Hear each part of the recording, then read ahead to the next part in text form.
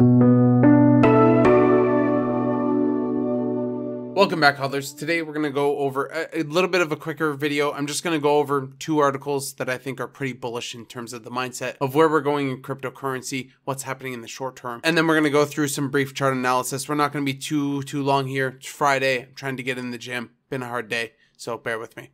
So the first article that we're going to go over is nearly $2 billion of stablecoin have entered into exchanges. So what exactly does this mean? So of course, there's a lot of stablecoin sitting on the sidelines, getting ready to be put into cryptocurrency. Obviously, it wouldn't be just sitting in stablecoin if it wasn't. So in this article, they kind of take a look at what's going on and they make an idea of why this is happening. So the chart analysis, Kim Yeon-ju, CEO of Quant, has mentioned a couple of things here. So he does mention that people are converting fiat money into crypto money. So this could be caused by a lot of countries now getting onto Bitcoin, now understanding what cryptocurrency is, or just trying to exit their dollars to get into something like a USDT or USDC, because depending on the country that you're in, that could be way more stable than your native dollars. So, and again, this goes back with the discussion that we had yesterday about like countries like Lebanon, for example, where they have a dollar that's basically crashing, but it's easy to just go and put money into a crypto exchange and buy stablecoin. So that could be one thing. So he just says that correlates with many countries across the world demanding fiat and better fiat as their own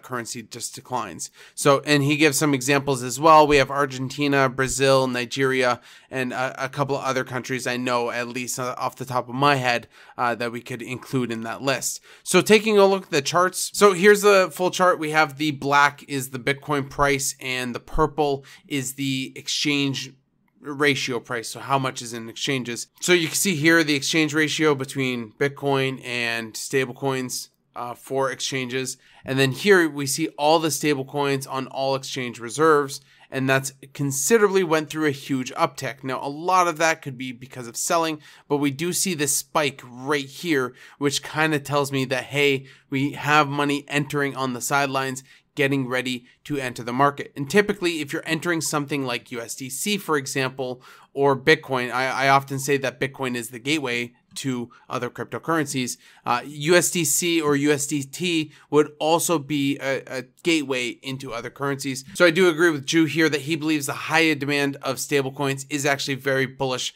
for the long term of cryptocurrency, because regardless of what it is, you know, sure, USDC and USDT is backed by US dollars or backed by US dollars. At the end of the day, these are crypto assets. Now, on this same token of news, we do see the first Bitcoin ATM is installed in Honduras. We hear a lot about the destabilization of Honduras, what happens there. So again, power to the people, bringing monetary policy into the hands of the people.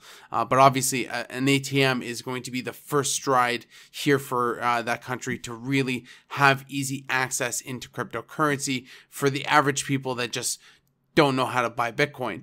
So this could be very, very bullish and very, very helpful. Hopefully we see more and more pop up throughout the country. Of course we will. And we see that even happening now in Canada and a bunch of others.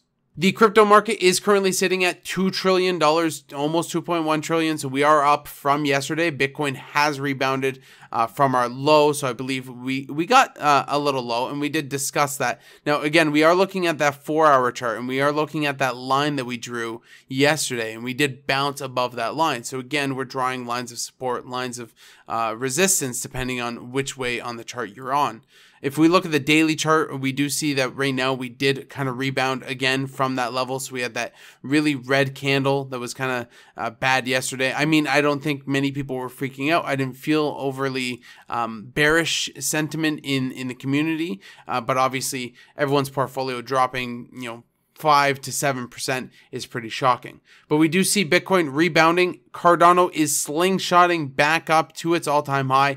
It's getting back up to $2.87 at the moment. Is it going to again get back up to that $3 mark, $2.98? Is it going to beat $2.98 and break above $3? So again, this is an emotional barrier. Anytime we have a round number or a number like even 420, I know that sounds a little memey, but it is true.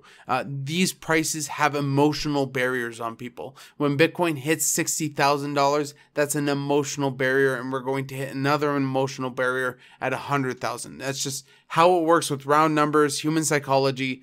Everyone wants to sell the exact top, and that's why we're going to have selling pressure at those numbers. We do see XRP rebounded to $1.15, so not quite back to where it was, but still regaining a lot of strength in the market. Ethereum is still holding like a truck. Ethereum is at 32.61. I do believe Ethereum is going to make some sort of massive runoff. Maybe not in the near term, but maybe after Bitcoin is pumped a little bit and then chills out, we could see Ethereum pump alongside and after Bitcoin. So that's more or less realistic. But I do think Ethereum just holding and gaining some stability is going to be good for it in the long run. So again, the video is going to be very quick. Got to get in the gym, get my head right, get my weekend started. But I will see everyone tomorrow, 11 a.m., coffee and crypto. Don't miss it. All right, everyone. Happy hodling.